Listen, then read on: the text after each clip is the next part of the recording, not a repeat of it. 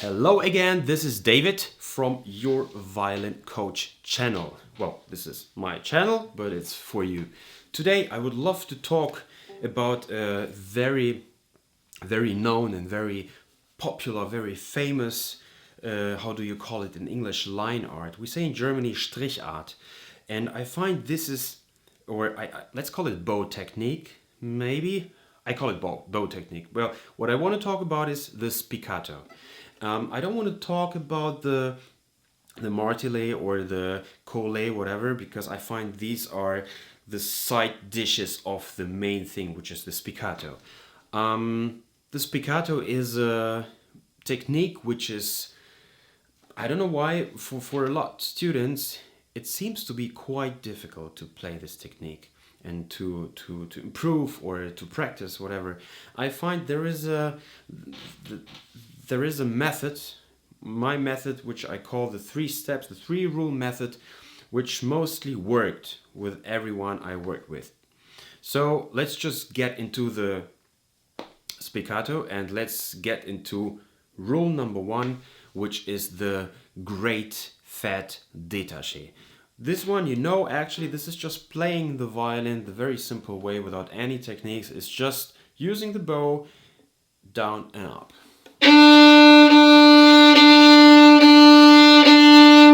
One little thing here is that watch out that your elbow, it's this one, the right elbow is kind of hanging. Of course it's not hanging because we hold everything, right? And the violin is, anyway, it's quite hard to play already, but in this point I would say imagine it's hanging. If you want to practice this, it's a bracket thing right now, take a book, put it here and try to grab the book with your elbow and then play.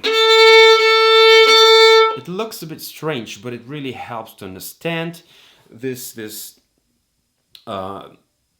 thing to keep the elbow down. Otherwise, you will tend to press or to play a bit aggressive or whatever. So leave it down there.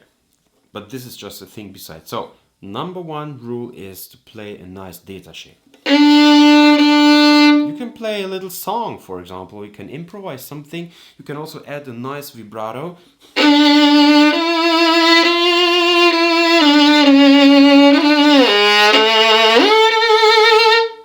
For example, but mostly just play really nice fat détaché. Why do I say fat? It should be really chocolate, creamy, muddy, because don't practice things in the piano or mezzo forte, mezzo piano. Practice entirely everything really loud, really fat. Why? Because if you manage to create a great fat sound, there are 2 things as a result of this. Things number 1 is you will manage to reach everyone in the big hall, even the very last row of the seat.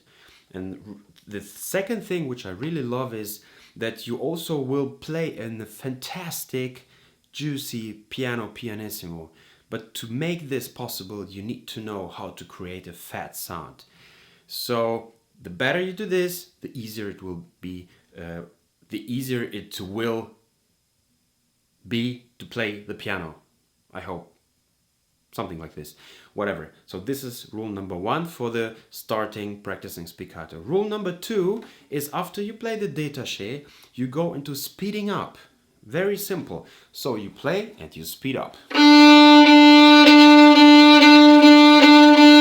Of course, you will recognize the more you speed up, the harder it is to keep the complete length of the bow.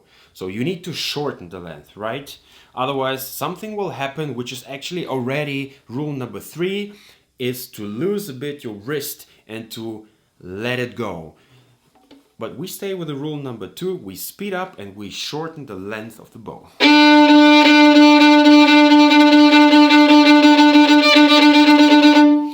And now we come to rule number 3, which is super simple, and this is just to let go. Imagine you have a little dog, or better, you imagine you have a huge dog, and with a good weight.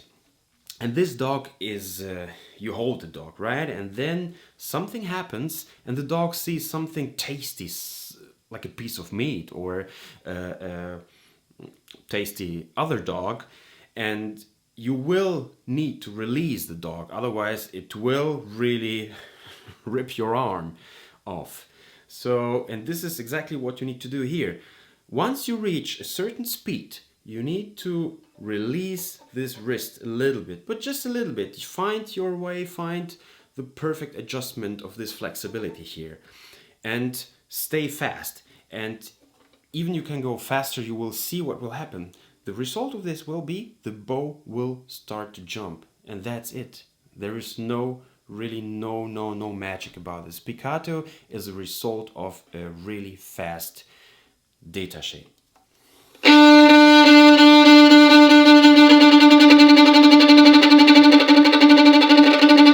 Now you want to play a little bit more piano. Start loud and then you just go piano.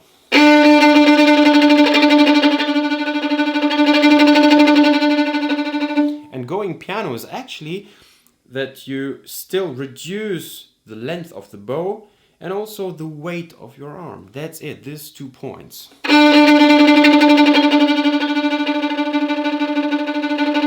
And you can practice this in scales. This is the best. I always recommend to practice everything in scales. So, for example, the spiccato, you can practice like this. First you play each note 4 times.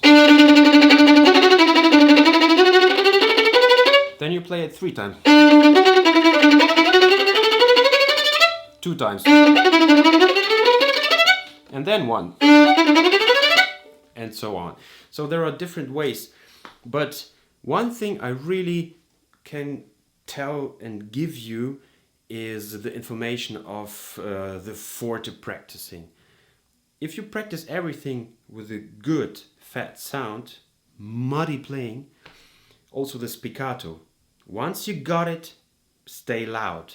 And then you adjust the length, you adjust the level of your wrist, everything. So you will play a piano, but your head, your brain will already will save up how it should sound a really good spiccato. And you will try, the brain on its own will try to make the same nice juicy spiccato in the piano. But the first step should be always playing a loud forte spiccato. And the last thing I have to say is watch out where you play it. I would not recommend to play it in the middle or in the upper part of the upper half of the bow, because there it will be really difficult to play.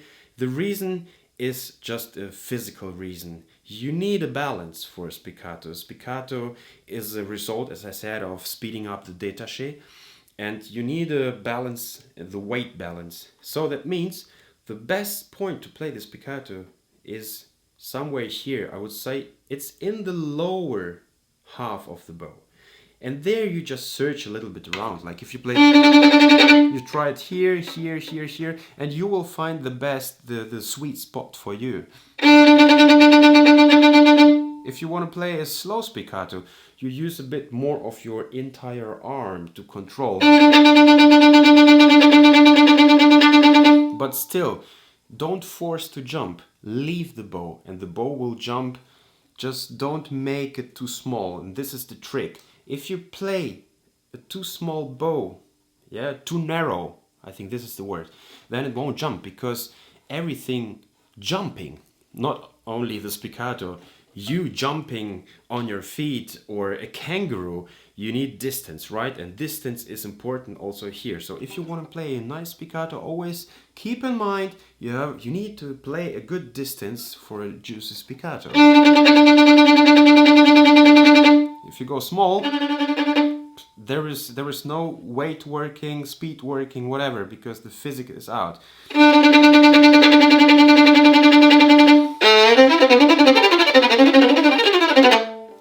Pretty easy.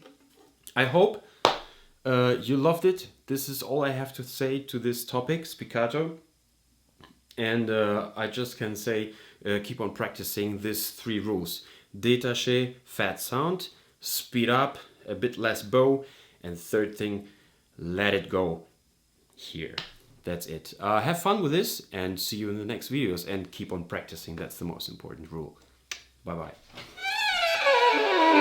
bye.